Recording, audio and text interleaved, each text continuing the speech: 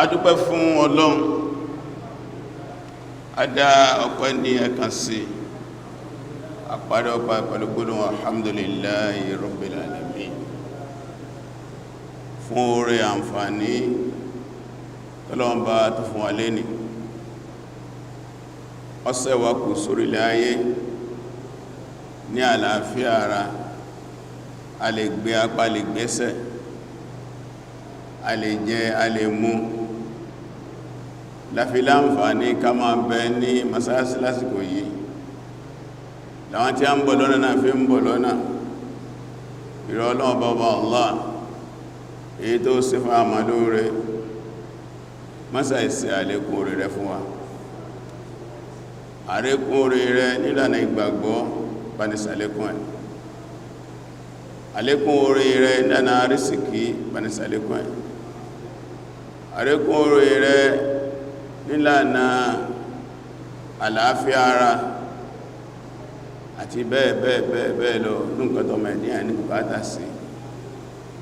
táà ń rawọ́ra sẹ̀ ní gbogbo àsọ́dọ̀ rẹ̀ Ọlọ́run ṣàlékún dáadáa wa àwọn dáadáa tó wá sí wọn bá ní fàlùbáràkà sí jẹ́ ọmọ wa lọ́wọ́ mọ́jà kan ìbànújẹ́ látara rẹ̀ a tó ń fi àsìkò yìí jẹ́rìí pé Ọlọ́run ẹyọ kan ní òkú méjì ológun ọlọ́bá kan òwò lálàfi jọ òwò lálàfi wé wọ́n náà ní ẹyọ kan nínú àwọn orúkọ rẹ̀ ẹyọ kan nínú àwọn àròyìn ẹ̀ ẹyọ kan ní Ọlọ́run àwọn àṣẹ rẹ̀ ajẹ́rìí sí ìjọkànṣó rẹ̀ Ọlọ́run báyìí a sì ní yà nígbò lẹ́tí ń jẹ́jẹ́ lójoojúmọ́ ó kéré tán nígbà mẹ́tàdínlógún lójúmọ́ pé iyyaka na'budu wa iyyaka nasta'in pèrè Ọlọ́run wọlá ó máa sìn ọ̀dọ́ láti máa wà náà lọ́wọ́ a ò ní sin nǹkan mí lẹ́yìn Ọlọ́run bàbá Allah bẹ́ẹ̀ náà lásì ń wá ní olùtọ́sọ́nà ihdina siratal mustaqim siratal ladhina an'amta alayhim ghayril maghdubi alayhim waladdallin ọ̀nà tó fi àti ìsọ̀nà Islam mẹ́sẹ̀ wá dúnbẹ̀ wá sí àlékún mọ̀nà fún wa bákanáà látọ́ jẹ́ rí pé Ànábì wa Muhammad sallallahu alaihi wasallam abduka wa rasuluka ẹrú ẹni òṣẹ́ rẹ̀ ni wa habibuka olólùfẹ́ rẹ̀ Ọlọ́run ni wa safiyuka ẹni ayò ẹni ẹ̀sà inú àwọn ẹ̀dá rẹ̀ ni wa aminuka ala wahyika ẹni ọfọkàntá lóríṣẹ́ tó fẹ́ràn ni ẹ̀rì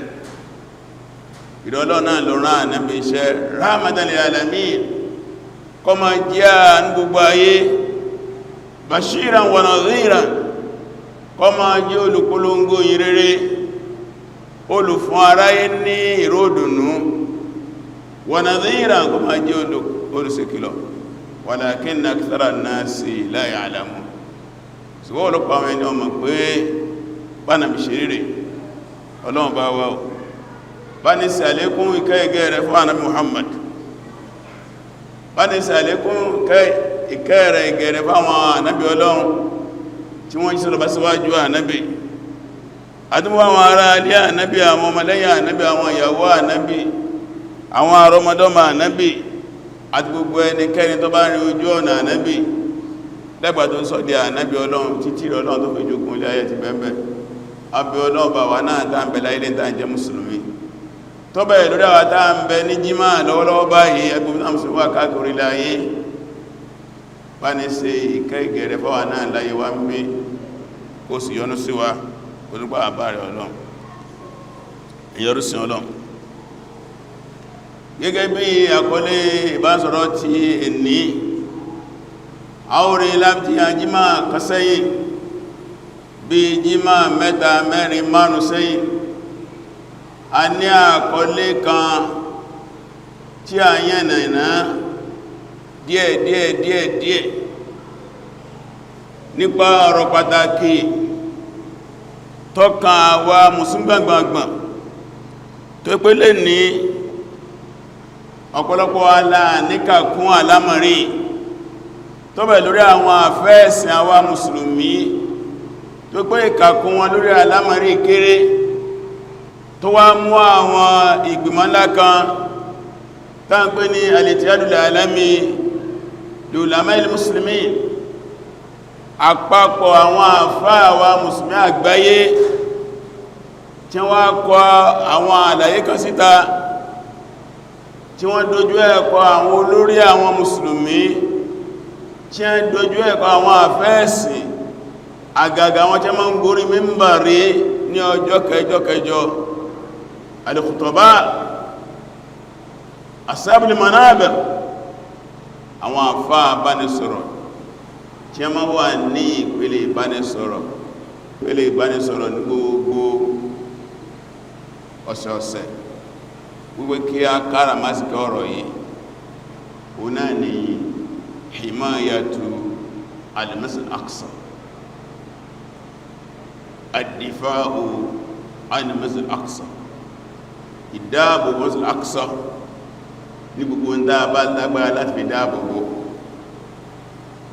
bil qawl lọ́rọ̀ ni wa bil mal lówó ni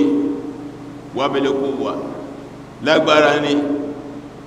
àti gbogbo nǹkan tẹ́sìn bá láàyè tí a fi dáàbò gbogbo nǹkan ẹ̀rì wajibul umma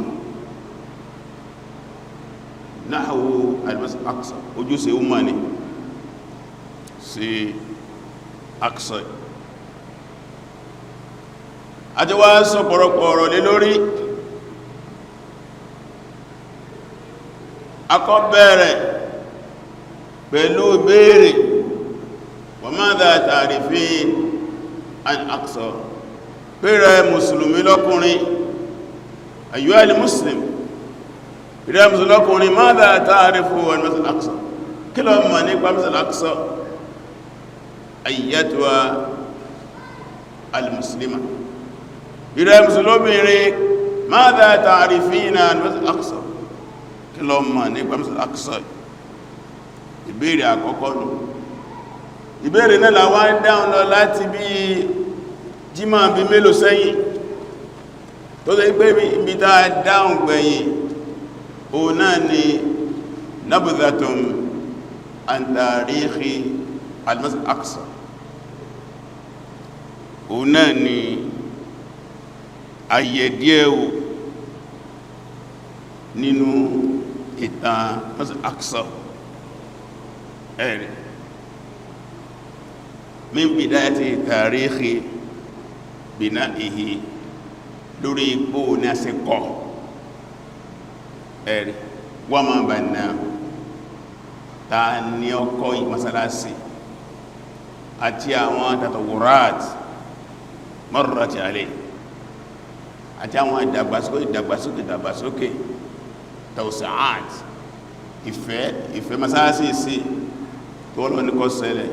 abúrà tàríkì islami inú ìtẹ̀ islam títí hatta adi uthmani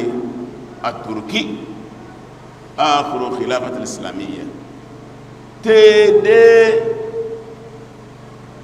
òpin khilafa ẹ̀rì èyí tí ó ṣe ní pé ìgbẹ̀yìn khilafa islamiyya, ìjọba islamu tó dìde tí a náà fi fi lọ́lẹ̀ táwọn sàábí ẹgbẹ́ Abubakar radiyallahu ta'ala anhu, Umar radiyallahu ta'ala anhu, Uthman radiyallahu ta'ala anhu, Ali radiyallahu ta'ala anhu, haulahi hum al-khulafa ar-rashidun al-arba'a. Àwọn tàà kàí náà ni àwọn àrólé mẹ́rin tọ́lọ́ọ̀bá ní wọ́n gbé ìjọba Islam tí a náà bí lọ́lẹ̀ nílùú Madina tí wọ́n gbé dúró kó tó wá di pé ọbọ́sọwọ́ Muawiya radiyallahu ta'ala anhu tó wá di ìjọba al-Umawi ad-dawlatu al-Umawiyya àwọn náà lọ sáà lẹ́yìn náà ad-dawlatul abbasiyya àwọn àrọmọdọ́mọ Abbas àwọn náà gbé bẹ́ẹ̀ lọ a ní ad-dawlatu al-fatimiyya títí tí wá di al-khilafatu al-uthmaniyya at-turkiyya ìjọba tí àwọn ará Turkey tó pé ibẹ̀ náà ni ìjọba náà ti gbẹ̀yìn tó padà wó ní 1924 tó lé díẹ̀ ní 100 ọdún sẹ́yìn ẹ̀rẹ̀ torí díẹ̀ àwọn ìtàn tá a ti sọ lọ nìyẹn lè ní a tún fẹ́ wo díẹ̀ inú tí ó yẹ ká mọ̀ nípa Masjid Aqsa a tún fẹ́ wo díẹ̀ ń bẹ ìwé ìdára fẹ́ wò lónìí ránpẹ́ ní Fadailu al-Masjid Aqsa àwọn ọlá tí ń bẹ fún Masjid Aqsa ọlá tọ́lọ́run fi dá masalasi tó ìgbé ó yẹ gbogbo ọmọ mùsùlùmí lọ́kùnrin lóbìnrin ká mọ̀ masalasi à ń sọ yìí kí ní Fadailu masalasi Maka al-Haram Makki al-Kaabatu Sharifa ó ní àwọn láti al-Masjid an-Nabawi al-Madani masalasi Ànábì Madina ó ní àwọn láti àwọn afẹ́ wòlé ní Fadailu al-Masjid al-Aqsa ọlá tí ń bẹ fún Masjid al-Aqsa ọlá tọ́pọ̀ ní ọlọ́ọ̀bọ̀bọ̀ Allah subhanahu wa ta'ala ìmá fún tó bá wù ní ọlá ìmá fún tó bá wù ní àjùlọ ìgbàmí ń bẹ láàrin àwọn ọjọ́ Ọlọ́hun bá fi ọjọ́ jímá sí ọba ọjọ́ ọ̀sọ́jọ́ tó dàbí ọjọ́ jímá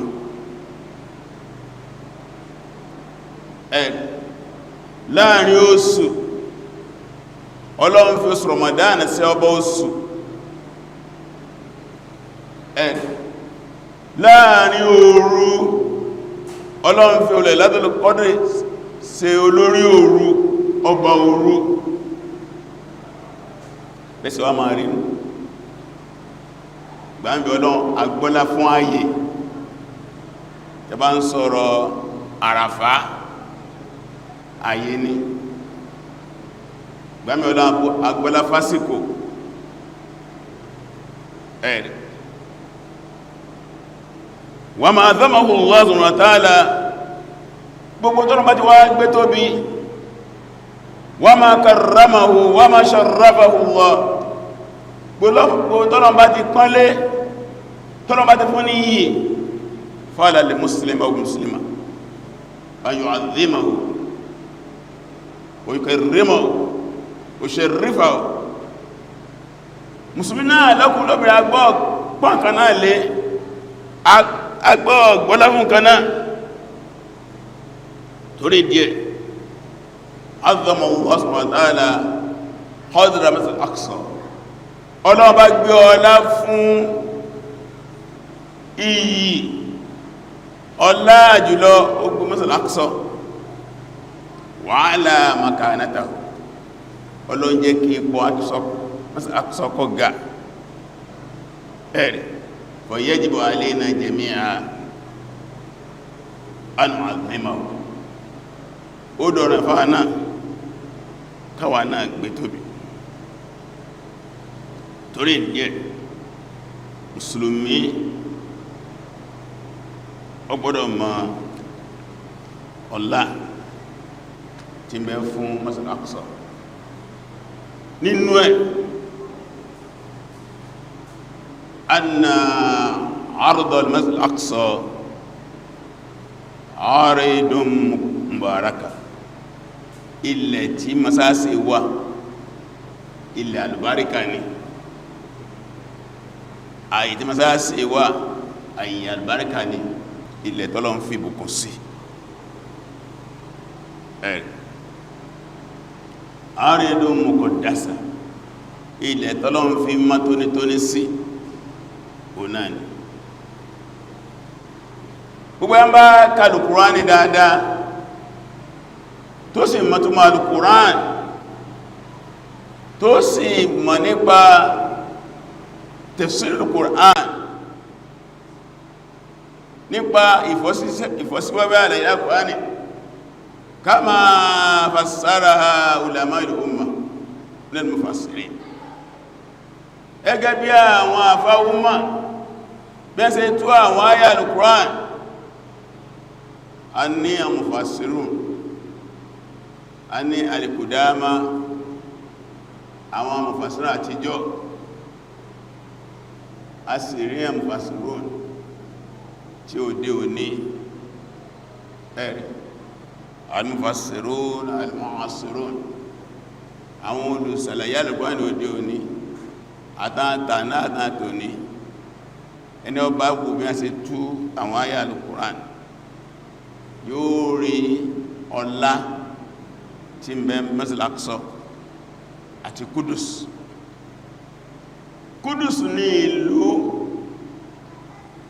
tí orí ilẹ̀ tí a kọ́ Masjid Aqsa sí bàbá sọ̀rọ̀ Nàìjíríà ní ìsìn sọ̀rọ̀ Nàìjíríà lápapọ̀ àwọn sọ̀rọ̀ Lagos inú ilẹ̀ Palestine àyíká ní à ń pè ní Kudus bí wọ́n pè ní Kudus ìbẹ̀ náà ni a kọ́ Masjid Aqsa sí jẹ́ pé masalasi yóò ó wà ní Lagos State ní Nigeria masalata ń sọ yóò ó wà ní Palestine ní Kudus nínú Al-Qur'an Karim àwọ̀ àríbọ́lọ́ sí ròyìn ayé yìí àkọ́kọ́ ní àyàtà ń ké fún wa bàbá ti bẹ́ sọ̀rọ̀ Masjid Aqsa ìyàn gbọ́dọ̀ ké Suratul Isra Quran chapter 17 aya àkọ́kọ́ subhanalladhi asra bi abdihi laylan min al-masjid al-haram ila al-aqsa alladhi barakna hawlahu linuriya min ayatina was-sami'il basir Ọlọ́ni mímọ́ fún Ọlọ́run tó mú ẹrù sínú àjò alẹ́ ẹ̀rẹ̀ láti masáàsì ọwọ́ lọ masáàsì tó jìnà tẹ́fẹ́ sí pé alladhi barakna hawla táwọ̀ ọlọ́jẹ́ kí albarika kọ̀rọ̀ kíká barakna hawla masáàsì albarika rọ̀ kíká ni aridu mubaraka ila albarika Suratu Isra masáàsì lọ bá rí fásí bẹ̀yẹ ààyè yìí rọ̀mùdá ọ̀rọ̀ ẹnifásí bẹ̀yẹ tàbátà wọn Suratu Maida nígbàtọ́lọ́ ń bá sọ̀rọ̀ Musa àti àwọn ọmọ Bani Isra'il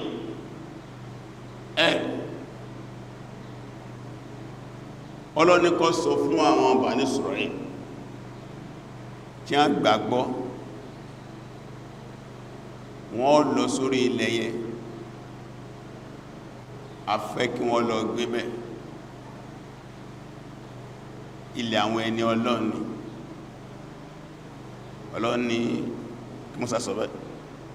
ya qawmi ẹ̀yin jọ mi udkhulu al-arda al-muqaddasa ó ní ẹ wọ orí ilẹ̀ mímọ́ alladhi kataba Allahu lakum tọ́lọ́n sọ pé wọ́bẹ̀ wala tartaddu ala adbarikum ẹ má sọ pé ẹwọ́ o fatanqalibu khasirin kí má bàá dẹni òfò ọlọ́n ni udkhulu al-arda al-muqaddasa ilẹ̀ mímọ́ àyẹ́nà ló bá ń sọ ọlọ́pẹ́ nílẹ̀ mímọ́ old land ìyẹn ni àwọn Yahudi àti àwọn ẹlẹgbẹ́ wọn ni wọ́n máa ń pè Palestine ní Promised Land, pẹ̀lẹ̀ tọ́lọ́run bá promise àwọn. Bẹ́ẹ̀ ni ya Musa, ìrẹ́ Musa, inna fiha in bẹnu lútó ní àlọ yóò qawman jabbarin, àwọn ìjọ tí a lágbára, àwọn ìjọ tí a lágbára tí wọ́n ṣe kò. Wa inna àwàtò ní àwọ̀lú lan nadkhulaha a ní wọ̀lú láìláì hatta yakhruju minha àfikà tí a wà ń lú ẹjáde kó mẹ́. Fa in yakhruju minha tí a bá lè jáde kó nù lú yẹ fa inna dakhilun nígbàtà wọlé nù. Bóò lọ́lọ́n sí fẹ́ promise wọn nílùú ìlú. Ìjẹ́ àṣọ fọ́nà ọba nìyẹn, wọ́n àgbọ́rọ̀sọ́lọ́ lẹ́nu, wọ́n àgbọ́rọ̀sọ́lọ́ lẹ́nu. Akẹ́tọ́ wá ń bẹ láàrin wọn tí wọ́n nílà kárí tẹ́jẹ́ ní Ọlọ́run, wọ́n tó advice wọn. Qala rajulani minal ladhina yakhafun, Ọlọ́run ní àwọn méjì kan sọ̀rọ̀ nínú àwọn tí a páyọ Ọlọ́run, ẹ̀rí an'amallahu alayhima tọ́lọ ń sóre fún, wọ́n sọ̀rọ̀ láti advice àwọn àjọ yìí.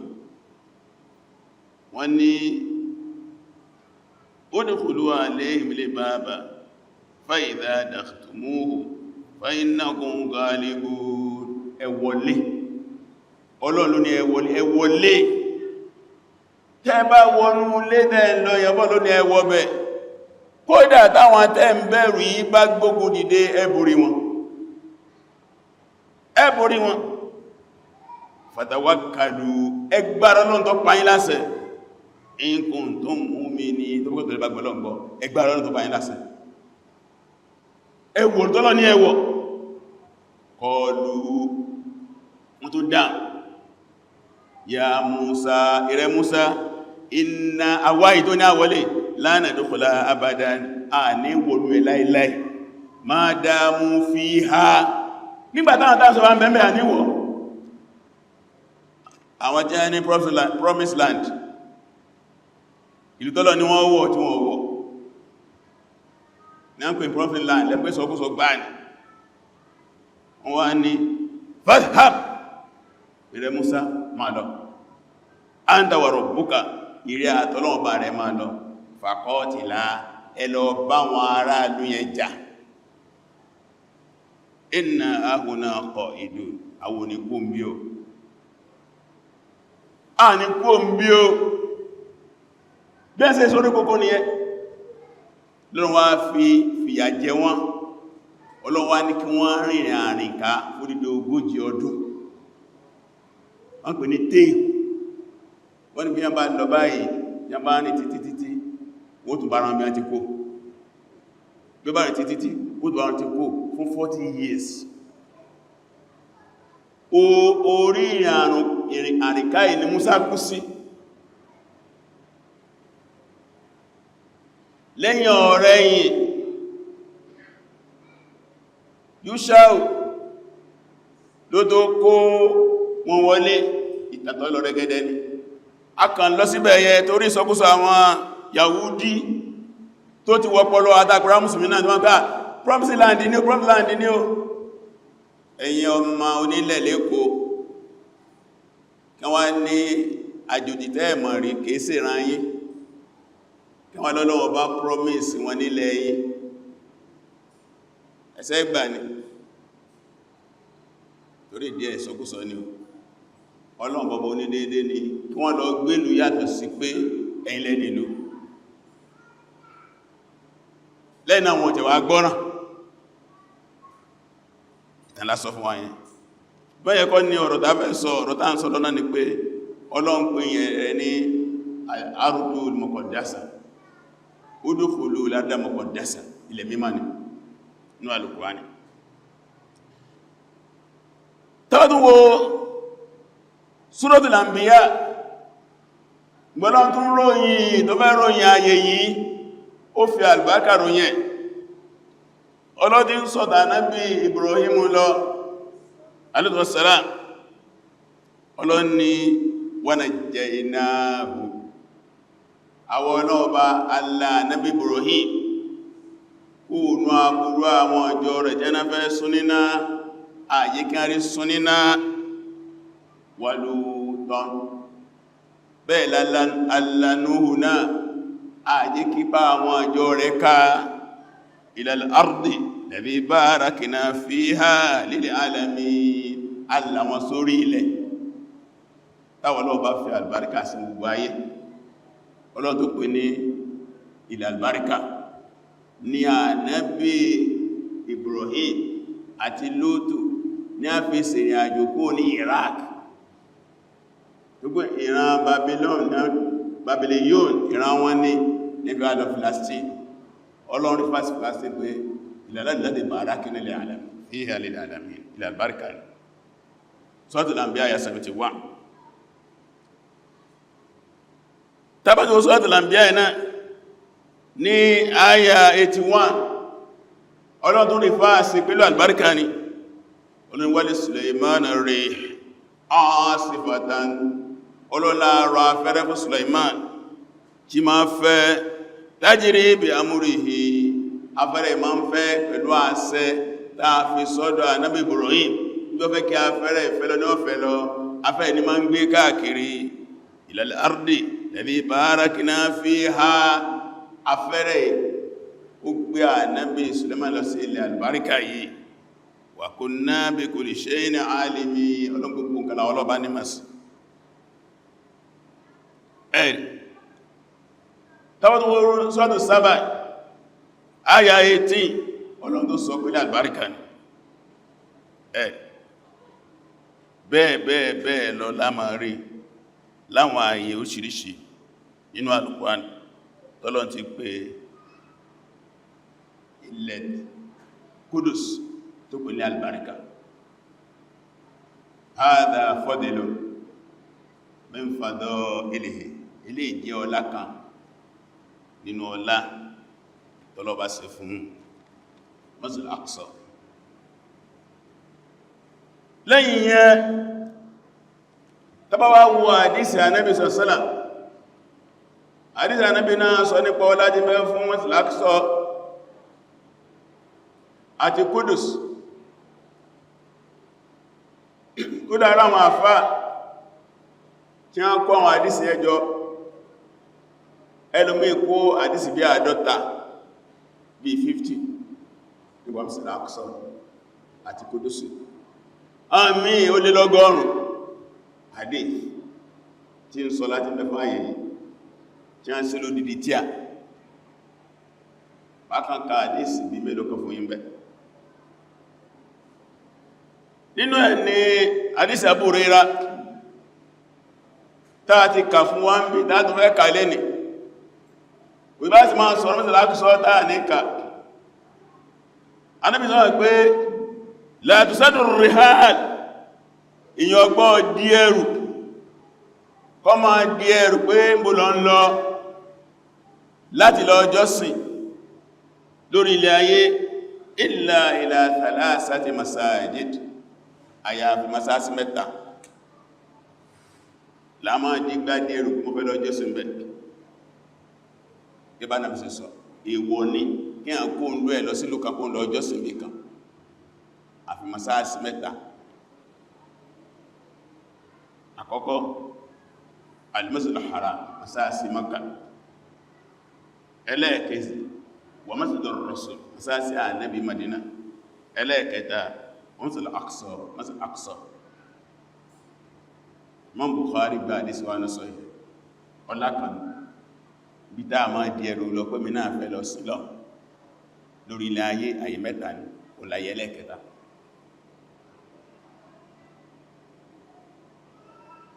ìyàtọ̀ ń bẹ láàrin pé mo fẹ́ lọ mọ ayé sí mo fẹ́ lọ wòye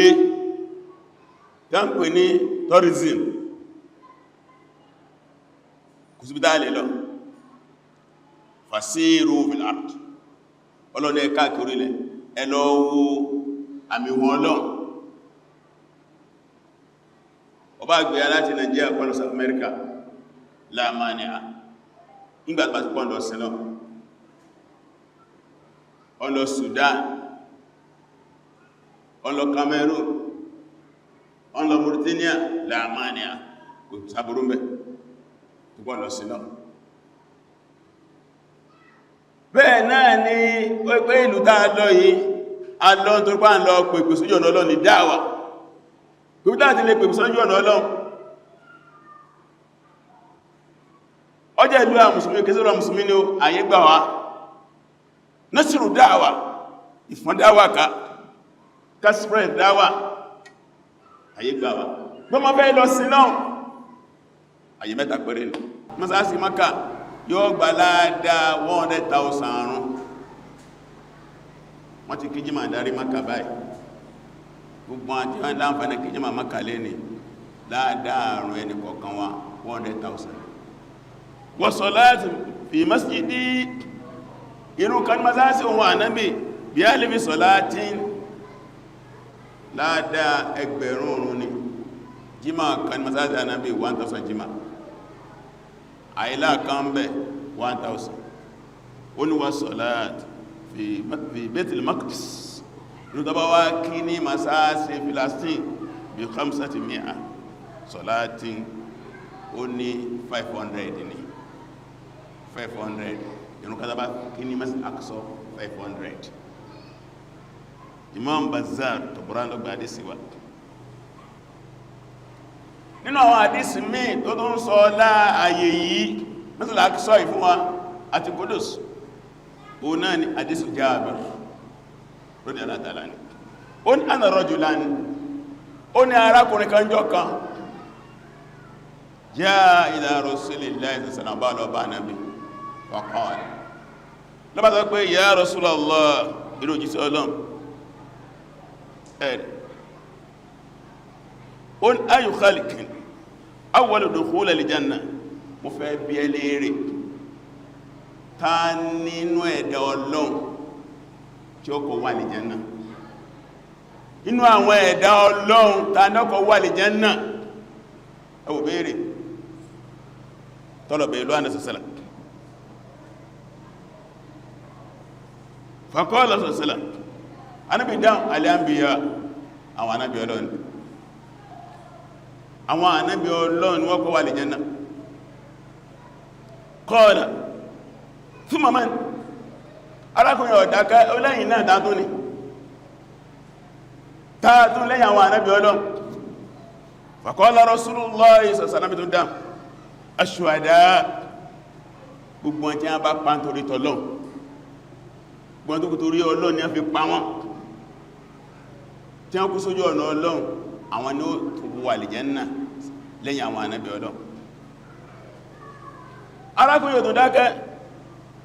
qala thumma man ó tún dáa tún ní inú àwọn èèyàn ànábì ní mu'adhdhinu masjidil haram gbogbo ẹnikẹ́ni tó bá jẹ́ olùpẹ̀rún Mákà gbogbo ẹnikẹ́ni tó bá jẹ́ olùpẹ̀rún ní Mákà mu'adhdhinu masjidil haram gbogbo ẹni tó láǹfààní tí wọ́n fún láṣẹ ní Mákà kó sọ pé Allahu akbar Allahu akbar àwọn ni ó tún wọlé ní ọkọ̀ wà lè Jánnà arákùnrin yóò tún dákẹ́ kọ́ọ̀lá fún mamman olè náà dáadọ́ ní anábi ní mu'adhdhinu Baitul Maqdis gbogbo ọjọ́ bá jẹ́ olùpẹ̀rún Masjid Aqsa gbogbo bá jẹ́ olùpẹ̀rún Masjid Aqsa láìpẹ́ ní ọ̀kanú àjẹ́ máa ń pẹ̀ Masjid Aqsa lọ jáde láyé kọlọ̀bá ní fúrújí ọlọ́bá ní kẹ́ ẹ̀rì àwọn tẹ́ bá ń pẹ̀rún Masjid Aqsa inú àti ọkọ̀ wà lè Jánnà ní àrọ̀ láti bẹ̀m̀bẹ̀nù lẹ́yìn náà arákùn tó bẹ̀rẹ̀ fún mamman lẹ́yìn náà wọ́n tó kọ́ wà lè Jánnà Ànábì ní muhadhinu masjidi hadha,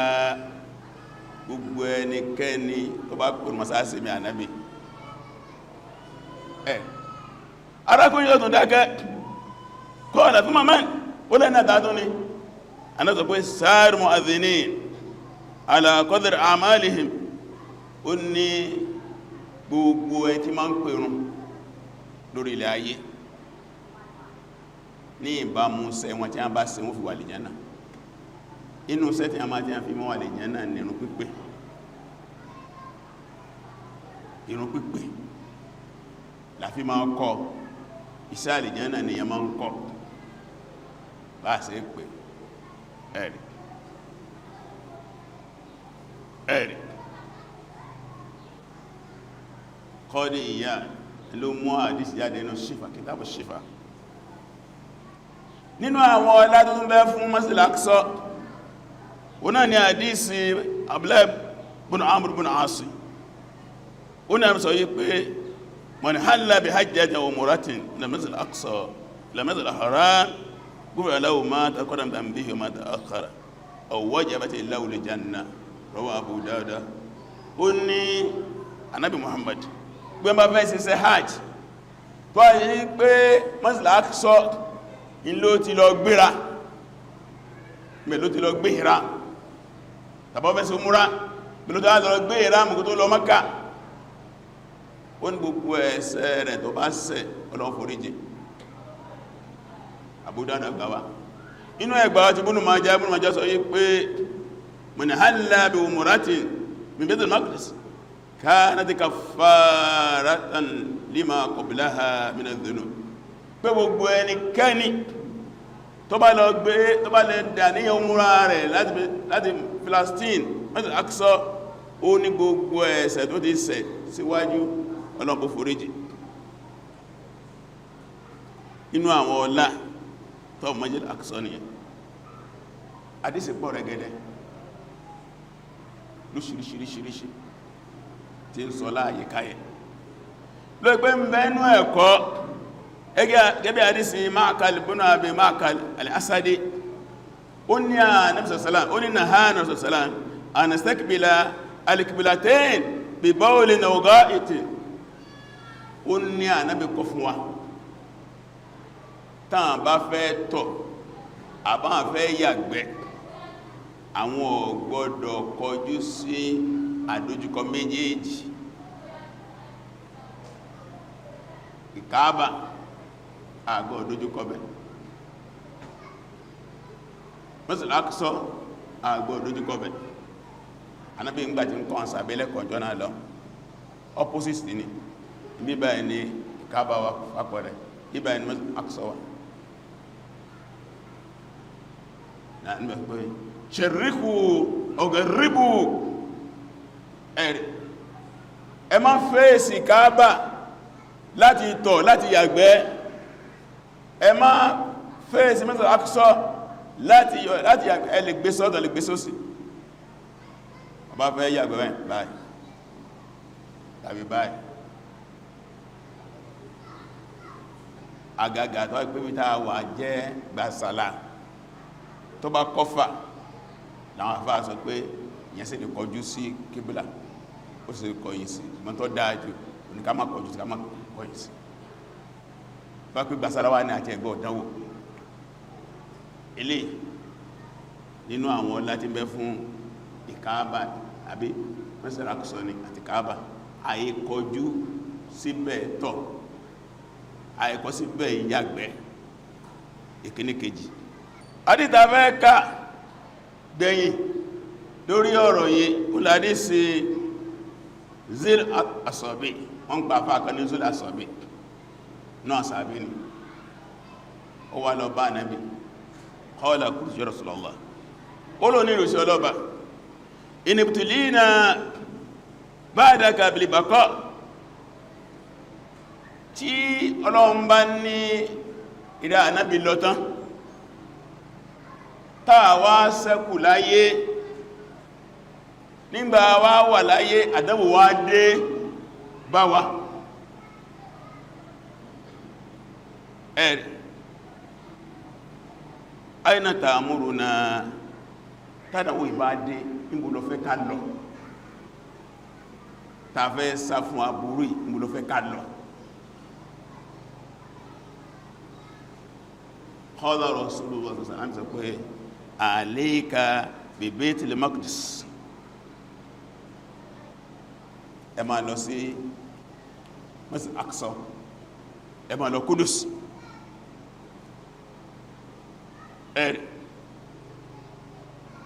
Ẹ máa lọ sọ́hun yẹn máa Muhammadu gbà wá inú bí táà máa sá lọ ní táà máa sá ìdádọ̀wó bá dé ẹgẹ́ bí Ànábì sí pa sàbẹ̀ ìlàsẹ̀. Nínú àwọn ọlá tó wà fún Masjid Aqsa, Masjid Aqsa juz'u min al-i'tiqad al-islami. Masjid Aqsa ó jẹ́ ẹ̀ka kan nínú ẹ̀ka àdíọ́kà Islam, nínú àkídà Islam, nínú gbàgbọ́ Islam, ẹ̀ka kan ní. Bá ṣe nígbàgbọ́ pé masáàsì Mákkà masáàsì àwọn mùsùlùmí ni táà sí lọ máa sin lọ bá ń bẹ̀, táà nígbàgbọ́ sí masáàsì Madina bẹ́ẹ̀ la gbọ́nìgbàgbọ́ sí masáàsì Aqsa iná, kò sí yàtọ̀. ẹnẹ́wò subhanalladhi asra bi abdihi laylan min al-masjidil haram ila al-aqsa alladhi barakna hawla. Ìmọ̀ fún wọn ọlọ́ọ̀bá tó ń gbẹ́rù sí ìrìnàjò alẹ́ láti Mákà sí Masjidil Aqsa ẹ̀rọ̀pt àsopọ̀. Ó gbé tó bá kàmàtà sí Masjidil Aqsa ọkàn Mákà ọkàn Madina, tó kàmàtà sí Mákà ọkàn Madina ọkàn Aqsa. Gbẹ́lẹ́ ní àwọn mùsùlùmí àti fẹ́ yọ́kọ́ onúgbàgbọ́ wa bí wà jẹ́ sára ọ̀rọ̀ ẹ̀sìn wa kí bá bá ṣe ń sọ ẹlòmí ò tí ẹmà alìmí àmọ́ kí ní àwọn àfáyìn wí jísùmínà àkídà jìnà inú àkídà wa ní táa bá fọ́ yẹpẹrẹ mú àkídà wa lẹ́nu, àkídà wọ̀ lálàáfíà nìyẹn. Tí ó bá jẹ wá lógún nú ẹ̀mí wa káàpàrẹ ẹ̀sìn wa ní ara ìgbàgbọ́ wa ní àjọ mùsùlùmí sáájú nìyẹn, àjọ ànábì, àjọ àwọn sàábé, àjọ sálàfù sọ́ọ̀lẹ̀. Salahuddin Ayyubi rahimahullah nígbàtí irú ṣẹlẹ̀ tó ń ṣẹlẹ̀ ọ̀rọ̀ ìṣẹlẹ̀ ó gbé adé fọ́lọ́ ó ní masáàsì àti ìlú yìí tí ń bẹ lọ́wọ́ àwọn amúnisìn jọ́nà lọ́hùn àwọn alágbélébò wọn lọ́wà, ó ní òun ò ní rẹ́rìn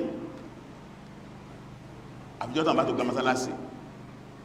ó gbé adé fọ́lọ́ ẹni ò ní jáde lẹ́nu hùn.